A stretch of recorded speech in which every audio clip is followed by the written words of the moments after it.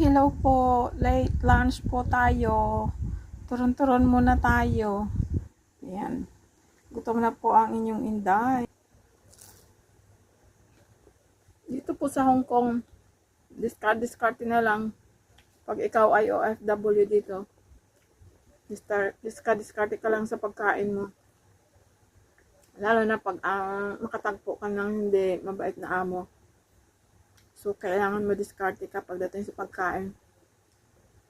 Kasi merong madamot na amo na magbigay ng pagkain. Merong maluag sa pagkain, katulad ko. Ayan, dahil minsan nagsawa na rin. Nakasawa na rin ang tinapay, di ba? So, ayan, gumagawa ako ng turon. Napakaswerte ko po dito sa amo ko. Kasi lahat ng gusto kong kainin, lutuin. Nagagawa ko po. Magutom na po. Bra.